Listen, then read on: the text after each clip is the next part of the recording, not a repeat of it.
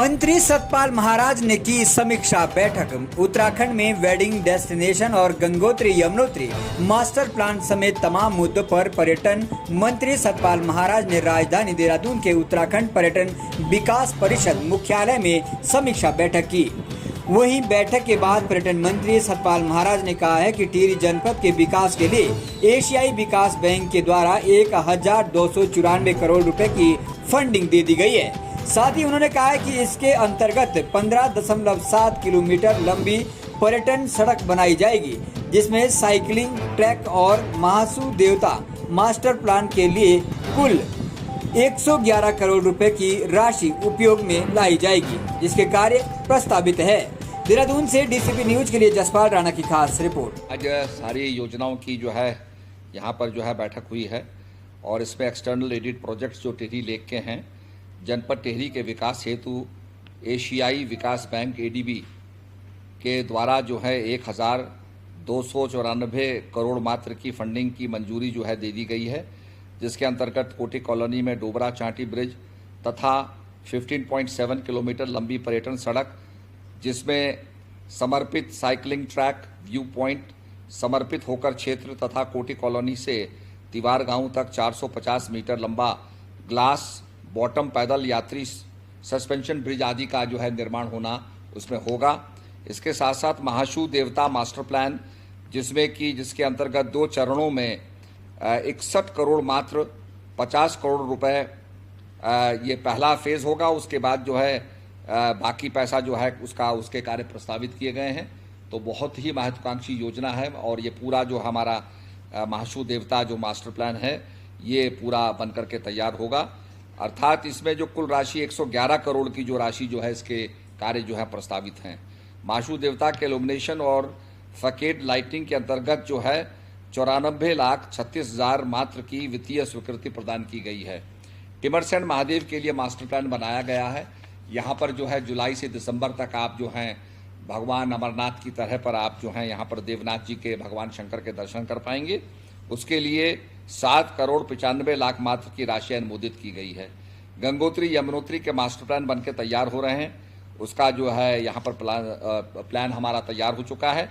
Caravan park बनाने के हमने निर्देश दिए हैं, जिससे कि लोग कैरावान पार्किंग का फ़ायदा उठाएं, जिसमें कि हम 3 कनेक्टिविटी देंगे उनको, जल की, सीवेज की और इलेक्ट्रिसिटी की कनेक्टिविटी देंगे। इससे आप कहीं भी कैरावान पार्क को ले जा सकते हैं और उसका लाभ उठा सकते हैं। एआईएसआई के नियमों में परिवर्तन करने के लिए हमने कहा है, क्योंकि आर्कियोलॉजिकल सर्वे ऑफ इंडिया उसका 100 मीटर का प्रावधान है और हमारे गांव पूरे 100 मीटर के अंदर आ जाते हैं। तो किसी गांव में भी अगर आइडेंटिफाइड एएसआई मंदिर है तो उस गांव का विकास हो ही नहीं सकता है। कोई आदमी अपना मकान नहीं बना सकता, सीवेज नहीं बना सकता। और मैंने देखा कि जागेश्वर के मंदिर के चारों तरफ वहाँ पर गेस्ट हाउसेज बने हैं, होटल बने हैं, उनका सीवेज का पानी है वो आज मंदिर तक पहुँच रहा है। मंदिर के अंदर आपको बदबू सूंघने को मिलती है, तो ये अच्छा नहीं है। तो हम चाहते हैं कि एएसआई के कानून के नियमों में परिवर्तन हो। इसका इनपुट हम सभी विधायकों से लेंगे, मंत्रियों से लेंगे और इसके अंदर मूलभूत परिवर्तन करेंगे कि हमारे मंदिरों की उपेक्षा ना हो। अगर मंदिर कहीं खाली है और वहाँ कोई देव प्रतिमा नहीं है तो वहाँ प्रतिमा लगाई जानी चाहिए। इलेक्ट्रॉनिकली वहाँ मंत्रों का उच्चारण होना चाहिए, ये हमारी मनोभावना है। गुंजी में वेदव्यास की प्रतिमा लगाई जाएगी, जहाँ वेदव्यास का जो मंदिर था, जहाँ जन्म स्थान हुआ, और वहाँ पर एक व्यास वैली है जो अपने आप को वेदव्यास के संतान मानते हैं।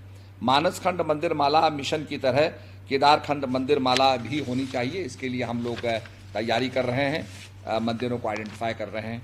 कार्तिकेय स्वामी मंदिर रुद्रप्रयाग में उसको बड़ा भव्य बनाने जा रहे हैं।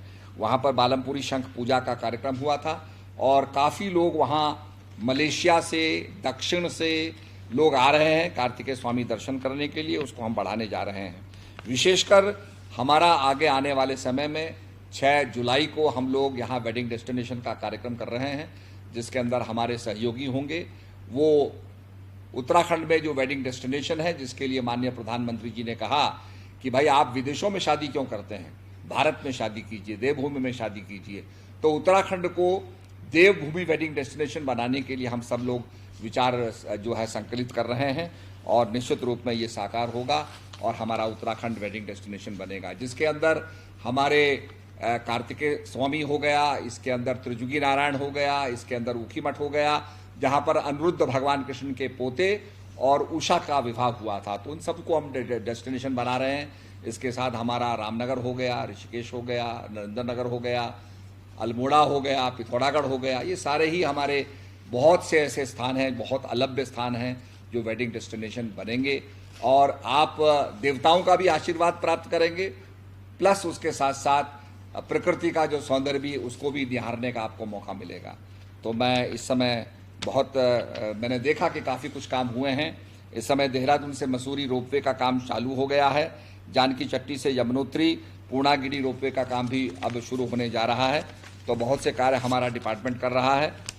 तो साहसिक पर्यटन में भी हम लोग काम कर रहे हैं और हम चाहते हैं कि यहाँ यात्री बढ़ें और एडवेंचर टूरिज्म हमारा और भी बढ़े। अभी हमने हिदायत दी है कि बहुत से कोर्ट केसेस चल रहे हैं, जैसे चोपता के अंदर हमारी हट्स हटा दी गई, उनको फिर से वहाँ कैसे उनका बसाया जाए, कैसे वहाँ के पर्यटन को बढ़ाया जाए, उसके लिए हमें कोर्ट में केस लड़ना होगा। बुग्यालों का मामला है, दीवाल के अंदर बुग्याल समाप्त कर दिया गया, नंदा देवी की ट्रैकिंग समाप्त कर देगी, उसको फिर से चालू करने के लिए हम कोर्ट के अंदर जाएंगे, अपने पक्ष को रखेंगे, ताकि जो पर्यटन हमारा हिमाचल प्रदेश चले गया था वापस उत्तराखंड को मिले और हमारी नंदा देवी राजजात यात्रा फिर से प्राणवान हो, ये नंदा देवी ट्रैक फिर से प्राणवान हो और हमारे लोगों को रोजगार मिले।